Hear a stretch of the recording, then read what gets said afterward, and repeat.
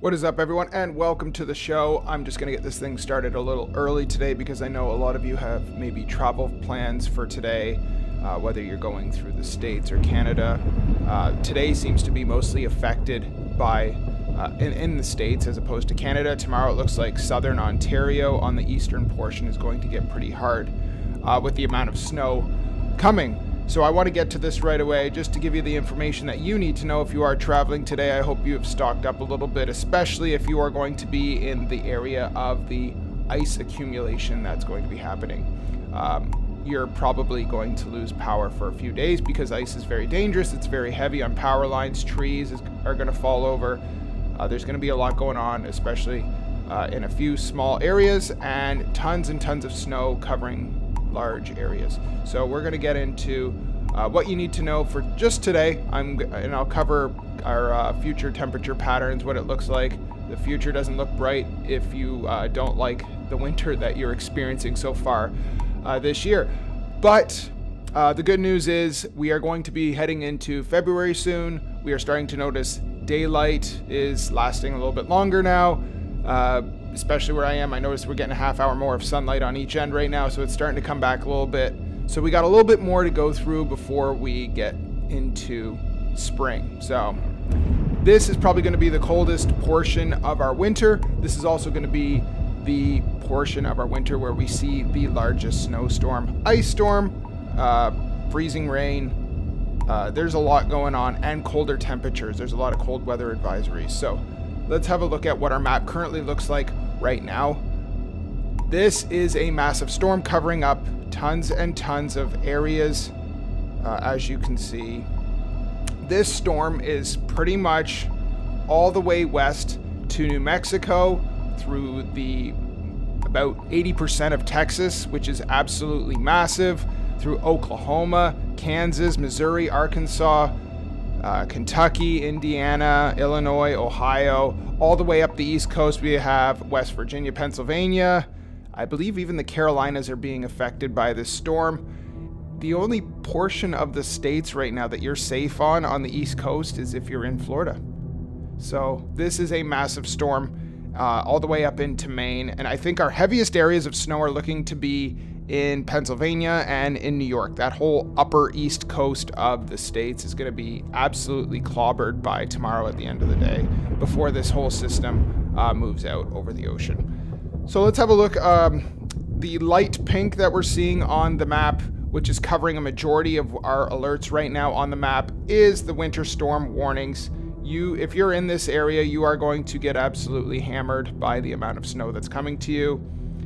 There's winter weather advisories if you're on the outskirts. If you're in southern Ontario, where I am, I would say tomorrow you're probably going to have some kind of winter weather advisory. I don't think you're going to see a ton of snow if you're close to where I am, about an hour from Detroit. If you're on that side of Ontario, you're probably going to see about 4 or 5 inches. If you're closer to the Toronto region, I believe you're going to see closer to a foot of snow. It's going to be quite treacherous that way. If you are traveling, I would do so today. Do what you got to do and head back in for tomorrow. I assume the airports have seen tons and tons of cancellations in the last 24 hours, and this will be for the next 24 to 48 hours as well, because there's going to be quite a big storm. The darker pink that we're seeing is the ice storm. If we're looking on the east side of Texas, that colored purpley pink, that is your ice storm warning, and we're seeing amounts about 3/4 of thickness of ice from the freezing rain, and that is very dangerous. We're going to see tons of power outages from that. It's unfortunate. And if you actually look at the very southern tip of Texas, there is a freeze watch. So this thing is massive. This is where we're seeing two fronts meet. We're seeing the moisture from the Gulf of Mexico come up and join the cold weather that's coming down from Canada, and it's that whole moisture is meeting up with the freezing cold temperatures, and it's dropping tons and tons of snow. That's why I think this is going to be the biggest snowstorm of our season. So there's tons and tons of alerts. We're seeing a winter storm watch. We're also seeing cold weather advisories through tons and tons of areas as well. I don't know if it's actually shown on this map, but I will get to the temperatures in a second here. Let's see. So this is just the overall accumulation in the next 48 hours that we're going to see. And the whole Pennsylvania, New York, those states there, Maine, Massachusetts, those areas are going to be the hardest hit by this storm. As you can see, it's just the darker. We're looking at like 15, 16 inches of snow. If you're in Texas, you're going to see probably about 5-6 inches of snow all the way. And you can see just the direction this thing travels. It goes east. Oklahoma, Kansas will see a little bit of snow. Oklahoma's right into it. And as you head further east, Iowa, Illinois, Ohio, the snow gets more and more deep, more and more to the snow. And it just and that northeastern tip is where you can see the hardest hit areas of this. If you're in southern Ontario like myself, you're going to see probably 4 to 5 inches of snow. Depending, we'll see. We are just seeing the side effects. We won't get completely clobbered. If you're in the Toronto area, though, you can probably see around 10 to 12 inches of snow. But that'll be tomorrow, not today, because this thing is still traveling from west to east. These are going to be your actual amounts that we're seeing. So there are some areas where you're going to see about 20 inches of snow. It depends on the model that you're looking at. But by Monday, it looks like this is our total amounts here. I've seen on the low end a few inches of snow. I've seen on the high end up to 20-something inches of snow. So this is just giving you like a rough guess of what you're actually going to see. So if you're in the pink or white shaded areas, that is going to be the most dangerous areas of travel. So I'd be careful if I was in that area. If you're on the outskirts, you're going to see about 3.2, 2.4. If you're in Michigan, you're probably going to see a few inches of snow, but most of it is through that Oklahoma, Kansas, Illinois, Ohio region and heading east into Pennsylvania and New York, okay, up through the East Coast. So there's a lot going on there. This is our ice accumulation that we're seeing, and this is probably going to be the deadliest part of the storm because ice is heavy. It does tons of damage. It knocks down trees, which takes down power lines. So it's going to be, you can see the darkest shaded region. We're talking about half inch of ice. There could be more, could be less. This is kind of like a very accurate, I'd say it's a pretty accurate guess. But these are going to be the areas that are actually seeing the freezing rain that will accumulate into ice. And it'll be dangerous. So if you're in those areas, please do not travel. The roads will be very slick. You're going to see tons and tons of accidents on highways, roads, streets. So I hope that you've done your shopping if you needed to get some supplies for the next few days, because you are going to see power outages from this for sure. This is a massive ice storm. Okay, and let's just take a look. This is what our precipitation is going to look like over the next 48 hours. You can see how it starts through Texas, comes up through the East Coast. That red-ish is the freezing rain, and the sleet is like the purpley color that we're seeing. And this, like I said, this takes place over 48 hours. It should be gone by Monday morning out east. It should be gone. But you can see how this thing just comes together real hard and real fast, comes up that East Coast.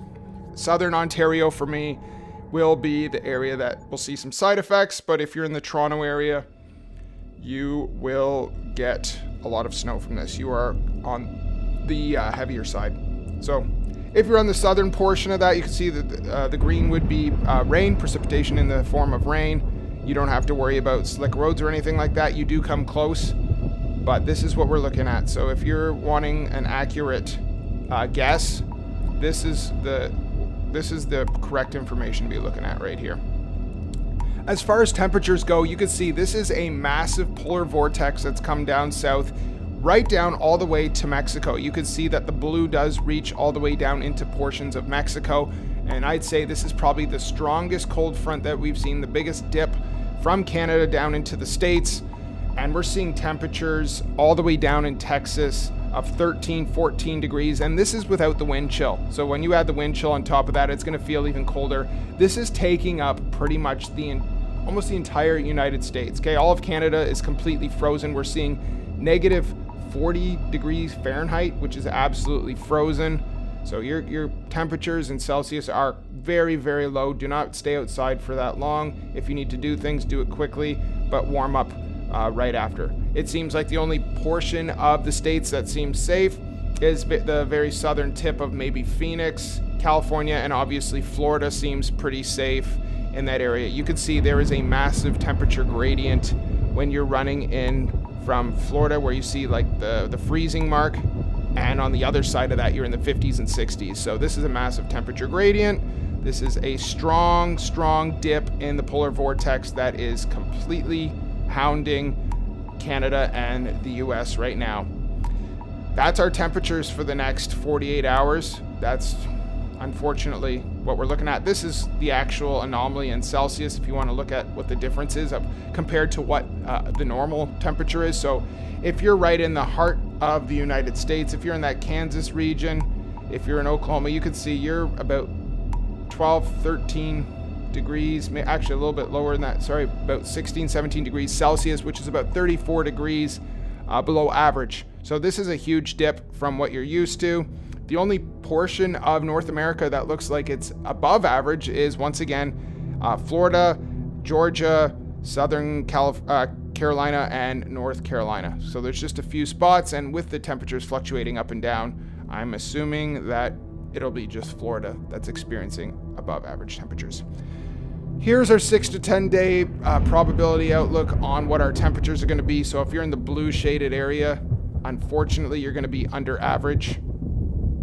The heavier the blue, the more under average you're likely to be. So the West Coast, in about 6 to 10 days, it's saying that you will be above average. So California, you got Nevada, Phoenix, Utah, Washington. So all these areas here are looking pretty safe.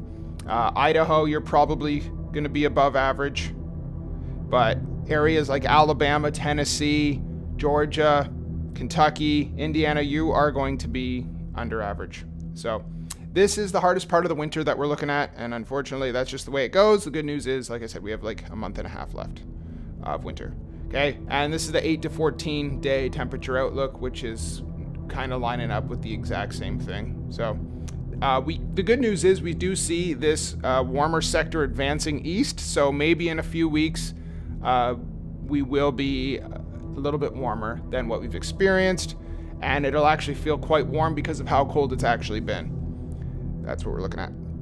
As far as precipitation, we could see on this map here that Kentucky, Tennessee, any areas in the orange, Utah, Nevada, you're actually going to see dry. You're going to have less than normal precipitation, so we're actually going to be on the drier end of things. And the only areas that are going to be above seasonal or above this time of the year is going to be the southern half of Texas and the southern tip of Florida. Other than that, it looks like our precipitation is probably going to be much lower. The reason that is because when the temperature is much lower, you always see less precipitation. It's just kind of naturally how it goes. Because the air is just too cold, the polar vortex, the jet stream is dipped down so far that if you're above that, if you're north of the jet stream, then you're not looking at much precipitation. So we're going to be quite a bit below average. There's a good shot at that. This isn't for certain, but it's pretty accurate. And this is just our 8 to 2 week look at what we're looking at for precipitation. This is what our weather's looking like now. So if you are in all of these areas, I'll go back. If you are in any of these areas here with our alerts, if you're in the dark pink or the light pink, you are going to get absolutely walloped by snow or ice today through tomorrow. This is going to be a big weather event, big winter snow event. Please be safe if you're traveling. I hope you have supplies ready to go. I know I could have probably done this yesterday and give you a little more heads up, but I'm sure you guys have already known about this. I just wanted to give some notice. I love the weather seasons that we see, from the mid-summer tornadoes all the way to mid-winter snowstorms. And this is a massive one that has formed, and it's probably the biggest one we'll see this winter. So I appreciate if you are here watching this. Please be safe if you're traveling. Be careful. Have some supplies ready. Stay warm. And if you're going outside, please don't stay outside for too long. Bundle up. It is awfully cold out there. Have a good weekend. Stay safe. Take care. We'll see you later.